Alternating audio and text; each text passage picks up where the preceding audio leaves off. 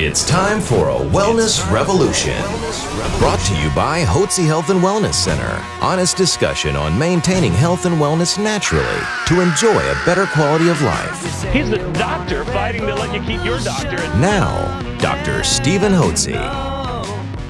Welcome to Dr. Hotze's Wellness Revolution. This is Stacy Banfield here with Dr. Stephen Hotze, founder of the Hotze Health and Wellness Center. And as always, you can download our podcasts at hotzepodcast.com. That's Hotze podcast.com. We've talked before in other podcasts about the dangers of statin drugs, and now we're going to tackle on this podcast heart disease, how you can prevent it, or even if you already have it, what you can do to reverse heart disease. So very excited about this program, Dr. Hotze, and what you have to say on this subject. Well, thank you so much, Stacy, and thank each one of you for joining us. I do believe that you need a doctor and a staff of professionals to coach you on the path of health and wellness naturally without using pharmaceutical drugs, so that as you mature, you've got energy, you're brimming with vim and vigor, you got enthusiasm for life, and you got to get up and go. Wouldn't you like to feel that way every day? Well, you should, and there's no reason. I don't care if you're 30, 40, 50, 60, 70, 80, 90. You ought to be brimming with energy, and you can be. Now, I'm going to visit with you today about the causes of heart disease. Just had a podcast. We discussed cholesterol and how important cholesterol is as an essential molecule produced by the body, every cell in the body, predominantly by the liver, that provides some tremendous value to our bodies. The cholesterol provides a membrane around every one of our trillions of cells, 50, 60, 70 trillion cells, how many ever we have. I've seen different readings on that.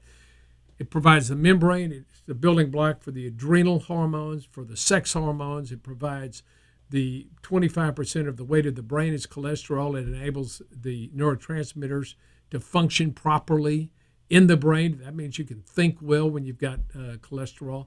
It is also important for the production of bile in the gallbladder, which helps you digest your food.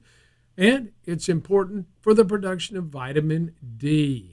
It's a building block for vitamin D, which is really a hormone made from cholesterol. So cholesterol is an important molecule made by the body.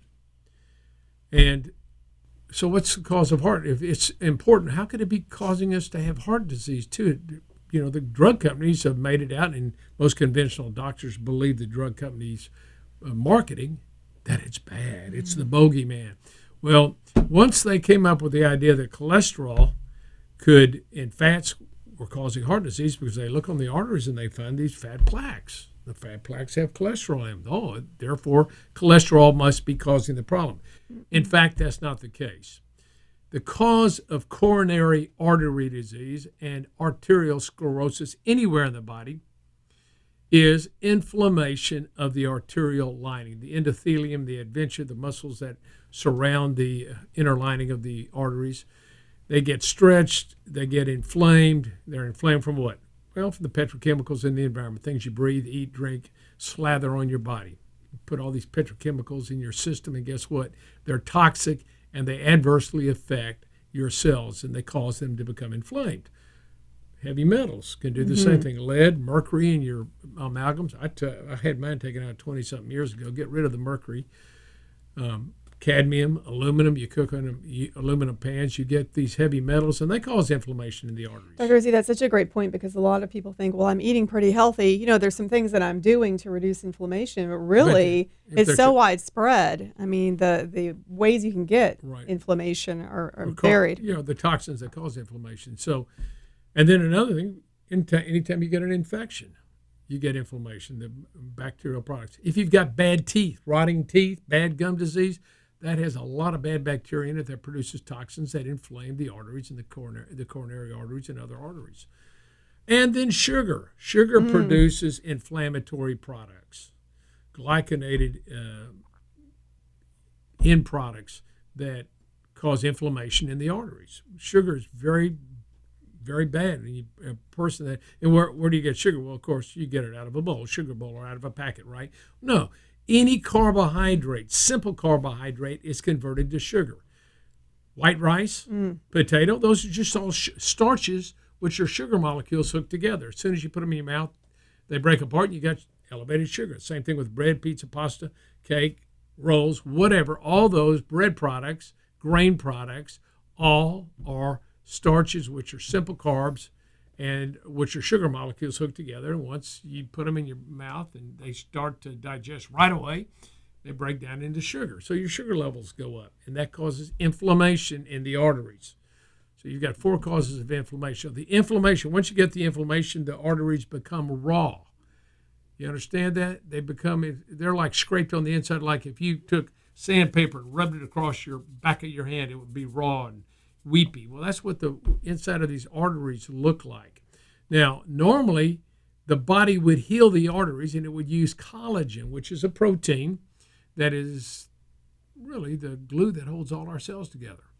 I can pick up my skin, and it goes right back down, and that's because the cells are all hooked together by collagen. Collagen is what holds all the cells together. It lines the inner lining of the arteries and the adventitia, right between the inner and outer walls of the artery. You've got cholesterol that would normally be laid down. Now, to have cholesterol, you've got to have vitamin C, and human beings don't make vitamin C. All the mammals in God's creation, with the exception of humans, monkeys, and guinea pigs, and some bats in South America, don't make vitamin C. All the other vertebrates, any animal with a backbone makes vitamin C, and they make approximately 1,000 milligrams per 25 pounds of body weight. And mammals and other animals don't get heart disease. Why? Even with high cholesterol, they don't get heart disease. Why? Because they have vitamin C that enables them to make collagen that heals the inner lining of the arteries. Now, let me show you my hand. Think of my hand as the heart, and think of this vein going down as the left anterior descending artery. Now, imagine it's inflamed, and the heart's beating, 12 times a minute. It's beating 60 to 70 times. It's beating 60 to 70 times a minute, and it's beating 100,000 times a day. And every time it beats, it stretches that artery out and compresses it. And if it's inflamed, what's going to happen? Well, it's going to begin to deteriorate, and the body doesn't like that. And if it can't make enough collagen because you don't have enough vitamin C in your system, you're not taking enough, it has a backup mechanism. It begins to take lipoprotein, a protein molecule that has cholesterol attached, and begins to bandage the surface of that artery to provide stability. And then that plaque begins to absorb calcium in the blood and becomes calcified. You get atherosclerosis, hardening of the arteries. As a matter of fact, atherosclerosis means hardening of the porridge. It's like porridge is what the cholesterol is. And that's a normal mechanism to give rigidity to these vessels that are deteriorating. The body has to have a backup mechanism. Unfortunately, though, if you continue to have inflammation, the arteries are going to narrow more and more. You're going to get more plaques, and then you're going to have platelets run through, or blood's going to run through there. And if it's viscous, that means if it's heavy, it can form a clot. And when it forms a clot on one of these plaques and breaks off, then it can clog up the end of the artery, and the next thing you know, you have a heart attack. That's not good. It damages the heart muscle. So we want to prevent that. We want to arrest it if you have the problem and prevent it. Now, the only way that you can find out if you have any calcium on your artery is to do a CT heart scan. We do that here at the Hotze Health and Wellness Center. I think that's a very important test to see what your score is if you have any calcium. If you have calcium, what's the score? Is it 510? Is it 500? Is it 3,000? I've seen them from 0 all the way up into the 4,000s, and that's significant. And if you have it above 400, you dramatically increase your risk of having a heart attack. And you recommend people start that at the age of 40, actually, isn't it? Or 45? Well, men 40, women 45 to 50, because men tend to get the problems earlier, about 10 years earlier. Women are protected with their hormones until menopause. So they get heart disease at the same rate as men, but usually at a 5 or 10 year later interval, just the way the hormone system is set up. That appears to influence the occurrence of heart disease. Other way, it's silent, which is why you have to get the heart scanned. Right. And most heart attacks occur in individuals without any warning. Bam, they got it. first heart attack, and half the people that have a first heart attack die. So it's a silent killer. It just all of a sudden comes up and whacks you. So it's important for you as an individual to get a heart scan done to see how much, if any, calcium you have in your arteries. And if you got it, that's going to make you aware that you can do something about it. Now, we've had patients, guests of ours, that have come in and we put them on a good program. Now, I don't put them on any statin drugs. I don't believe the statin drugs work. I believe they cause a whole lot more health problems. They're much more dangerous to you than they are helpful by a long shot. In fact, overall, all-cause mortality is increased in most studies when they study statin drugs. Not just heart disease, but all-cause mortality increases when you take statin drugs. So you don't want to increase your mortality rate. That doesn't make sense. I'm going to spend, $1,000 a year, $1,500 a year to make sure I can die quicker than I normally would if I didn't do anything. It doesn't make sense. No, it does not. So anyway, what you do, here's the key ingredient to help prevent, to arrest, and reverse coronary artery disease, which is atherosclerosis. First, you want to take coenzyme Q10. Coenzyme Q10 enables the cells of the heart to generate energy in the power plants. It's so critical and so important. And coenzyme Q10, by the way, is poisoned by the statin drugs like Lipitor and Simvastatin and all these other statin drugs. Poison the production of coenzyme Q10, which you need for energy production in all your cells, particularly the heart, because the heart has got more mitochondria, more power plants per cell than any other organ in the body. Brain second, liver third, and you want to have good energy production in your heart, in your brain, and in your liver. That's so critical. Second thing, and frankly, it's even more important than coenzyme Q10 is vitamin C. And I would take 1,000 milligrams per 25 pounds of body weight minimum.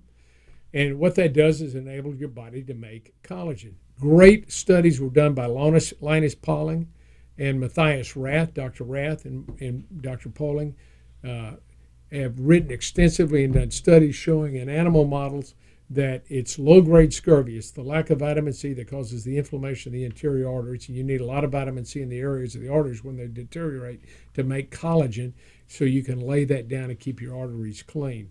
Matthias Rath wrote a great book, Why Animals Don't Have Heart Attacks, but people do. Yeah, but people do. Read that book. That's great. So I'm a strong advocate of that philosophy that vitamin C is a key ingredient and essential to help you prevent heart disease. I've taken 10,000 milligrams a day for the last 25 years. Now I'm up to 15 to 20,000 milligrams a day of vitamin C. And you can work up to it. Yeah. I mean, a lot of people have to work up to that amount. Right, or you can take it to stool intolerance. I've done my heart scan twice. So did it about, 10 years ago. It was fine. Did it a year ago. It was clean as a whistle. There's no calcium at all in the arteries, which says a lot. I've got a brother, a younger brother, who's got significant calcified arteries. He didn't take his vitamin C. I did. I believed in what Dr. Linus Pauling and Dr. Rath taught.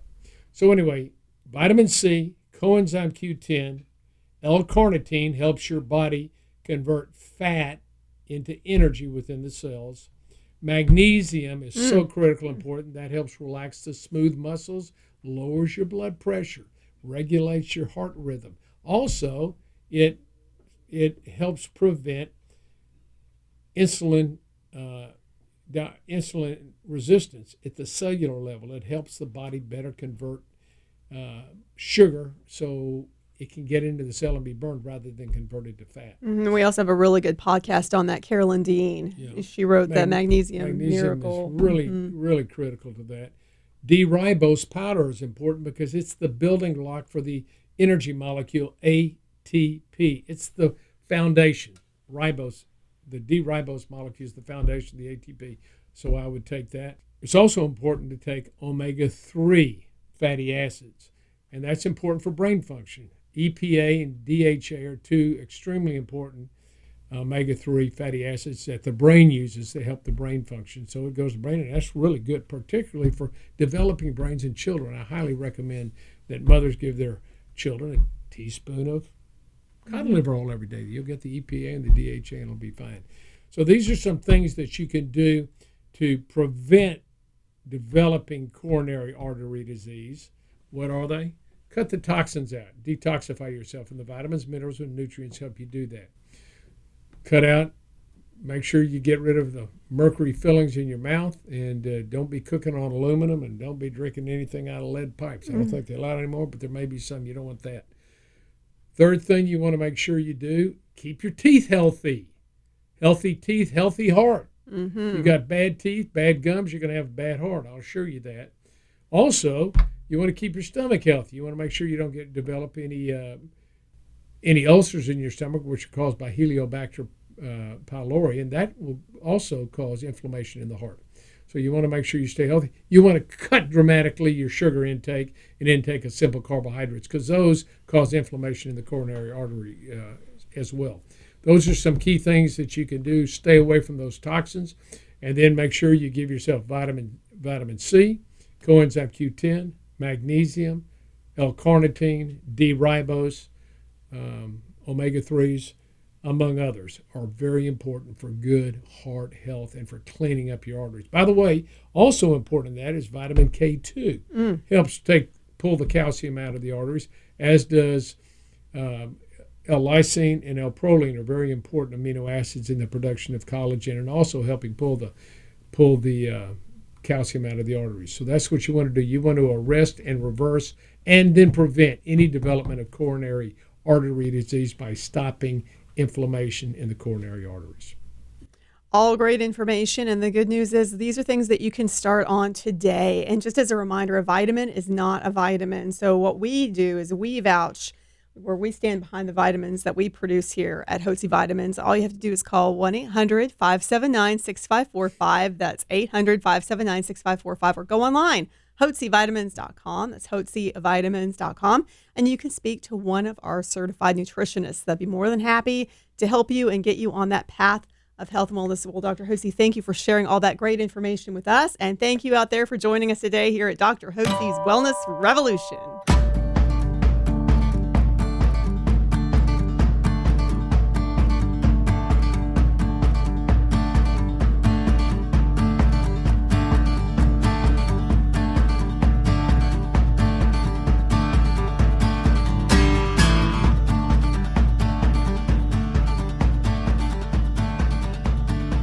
Information provided on this radio program is neither intended nor implied to be a substitute for professional medical advice and is not intended to replace the services of a physician, nor does it constitute a doctor-patient relationship. You should not use information from this radio program to diagnose or treat a health problem or disease without consulting with a qualified healthcare provider. If you have or suspect you have an urgent medical problem, promptly contact a professional healthcare provider or call 911. Dr. Hotze's Wellness Revolution radio program advises you to always seek the advice of a physician or other qualified health provider prior to starting any new treatment or with any questions you may have regarding a medical condition. Any application of the recommendations from this radio program is at the listener's discretion.